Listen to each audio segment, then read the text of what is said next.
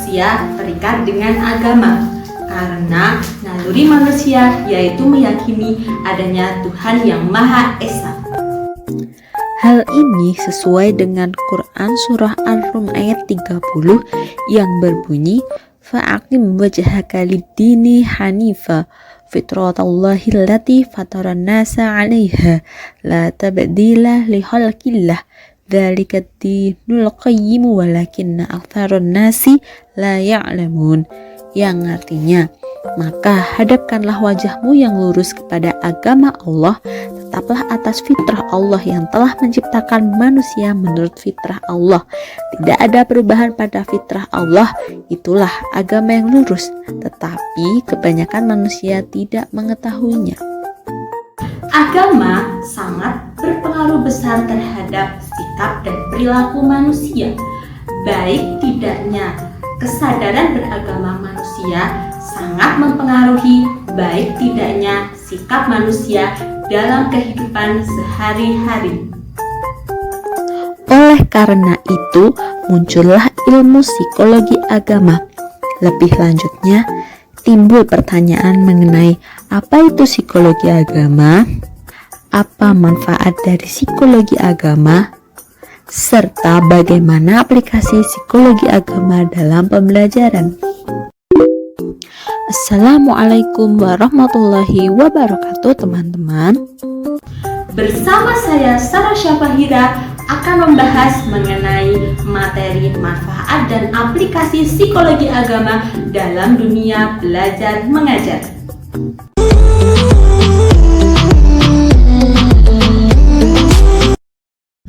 Urgensi psikologi agama dalam pendidikan.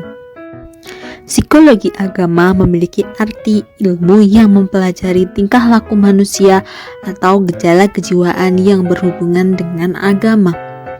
Kemudian, arti dari pendidikan yaitu proses pengubahan sikap atau tata laku seseorang atau kelompok melalui pengajaran dan pelatihan. Jadi, pendidikan dinilai memiliki peran penting dalam upaya menanamkan rasa keagamaan pada seseorang.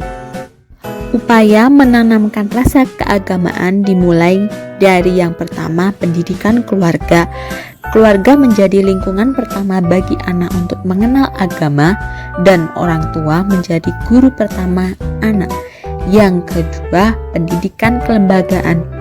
Di sini, fungsi sekolah dalam kaitannya pembentukan jiwa keagamaan pada anak, yaitu pelanjut pendidikan agama di lingkungan keluarga atau membentuk jiwa keagamaan pada anak yang tidak menerima pendidikan agama di keluarga.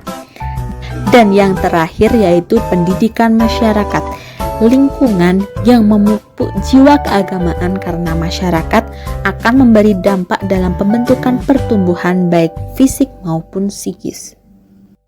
Pembahasan yang selanjutnya yaitu manfaat psikologi agama dalam pendidikan.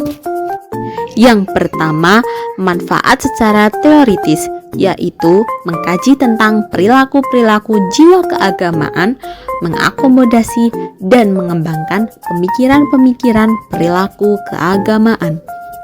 Yang kedua, manfaat secara praktis, yaitu dapat memahami perilaku-perilaku keagamaan yang didukung oleh motif-motif tertentu, sehingga kita dapat membimbing orang yang berperilaku keagamaan tersebut.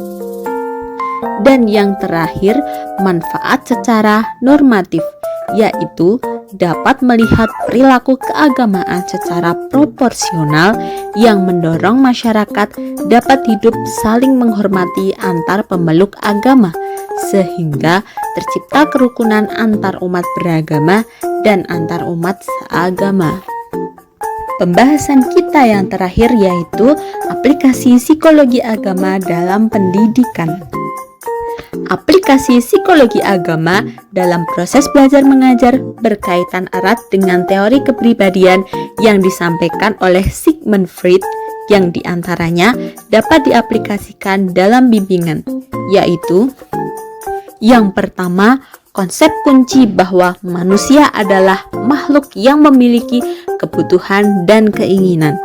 Karena Pada hakikatnya, manusia selalu memiliki kebutuhan dan keinginan dasar. Yang kedua, konsep kunci tentang kecemasan yang dimiliki manusia dapat digunakan sebagai wahana pencapaian tujuan bimbingan.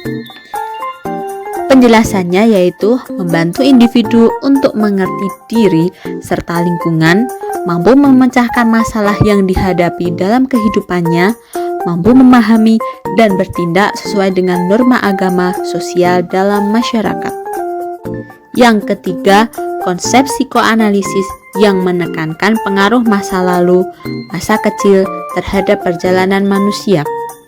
Peran keluarga untuk membiasakan anaknya sesuai dengan norma agama yang tidak didapatkan dengan instan, tetapi melalui proses interaksi yang panjang dari lingkungannya. Konsep yang terakhir yaitu konsep Freud tentang ketidaksadaran yang dapat digunakan dalam proses bimbingan yang dilakukan pada individu dengan harapan dapat mengurangi impuls-impuls dorongan yang bersifat irasional sehingga berubah menjadi rasional. Ketidaksadaran ini berisi insting, impuls, drives yang dibawa dari lahir dan pengalaman traumatik, biasanya pada masa anak-anak yang ditekan oleh kesadaran dan kemudian dipindahkan ke daerah tidak sadar. Sekian penjelasan dari saya, semoga bermanfaat.